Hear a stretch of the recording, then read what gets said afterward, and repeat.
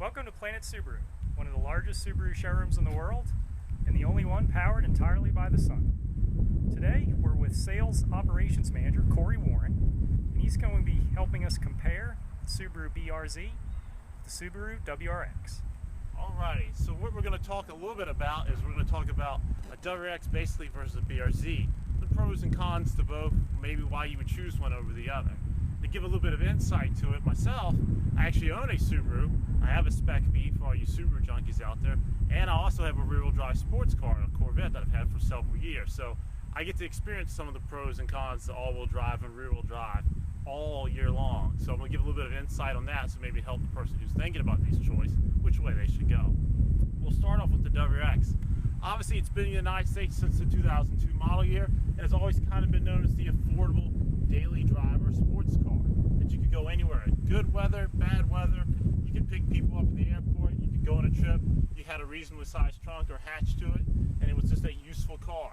You could do a little bit of mods to it, you could have fun the weekend, maybe go to an autocross, a local road course session, and then take it to work again on Monday at the same time. Obviously, when Subaru redesigned this car in 2015, they tried to take that fun car and put more refinement in it than it ever had ever before, giving it things like extra gas mileage, a little bit extra space, and interior features that we never had off of the WRX. In 2013, Subaru then gave us the BRZ in the United States. And the answer to this car is, what hole does it fill in the Subaru lineup? Well, they're roughly in the same price class, but they're two different people in mind when they built it. The WRX is the all-wheel drive car that will sort of take your talents and maximize them. The BRZ takes the ultimate driver, or maybe it's considered the ultimate driver's car. Where you don't have all-wheel drive, you obviously have rear-wheel drive. But things like a rear limited slip differential doesn't use so much of the electronic nannies that maybe the WRX has to overvise your driving at the same time. Obviously, some of the cons is maybe in the wintertime, having a car that's rear-wheel drive may not be the greatest, but things, putting performance winter tires on it, like as I do on my own car, helps make that a more usable car. You're not going to drive it through a foot of snow like you're not going to drive a WRX either, but again, it still makes it a usable daily driver car. So the big pro to this car is that it's lightweight, it has an insane amount of turn into it, it's very affordable if you were going to road course it or autocross it on the weekend. It's very competitive in those classes. Anyone who's a sports car nut who's enjoying these cars or interested in things in this segment has noticed that about the BRZ. So at the end of the day, I'll give you my own perspective. I have a rear-wheel drive sports car that sadly during the winter I usually sit in my garage, but the only reason I let it do that is because I have the joy and benefit of owning an all-wheel drive Subaru at the same time. So you don't have to have a BRZ and give up on it 12 months out of the year. You can just do minor stuff to it with the performance winter tires. And still have a car when it's not snowing but cold out. Still enjoy and drive at the same time. Where in the WRX, you obviously can drive it year round. Obviously tires depending on what you have on it, and have a little bit extra space. You gain a little bit of a heavier car, but a little bit of benefits of having a turbocharged engine and all-wheel drive.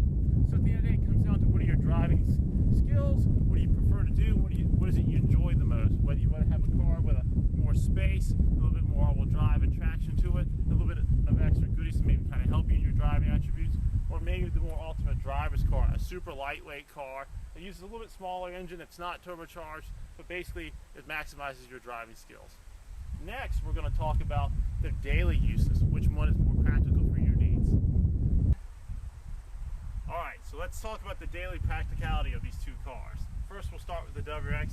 Obviously, it's going to have a slightly larger trunk. It is a larger car.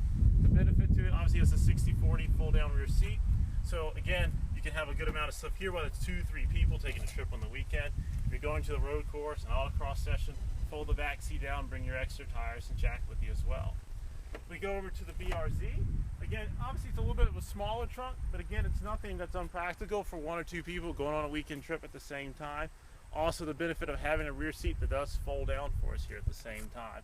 Again, not an impractical car, especially for a sports car of this size at the same time. Now we'll talk a little bit about rear seat room between the two cars. Obviously, since the BRZ is a 2-door sports car, it is not going to be the roomiest thing in the world. But in a pinch, in a bad situation, if you move the front seat forward, you can fit people in the back. You can fit a child seat in the back, as my friend does the same thing as well with his car. Going over to the WRX, obviously it's a 4-door sedan. It is a larger car, longer and wider at the same time. There's obviously a considerable more amount of room here in the back seat. So at the end of the day, what you're really coming down to is, in comparison, what are you looking for in your daily driver sports car? Do you need the all-wheel drive car with larger space, it's a little bit heavier? Or are you looking for the ultimate driver's two-door sports car that's lightweight and kind of has more to do with your own driving attributes? Feel free to visit planetsubaru.com. We have more comparisons on other cars, and specifically these two, where you can see more detailed videos and photos.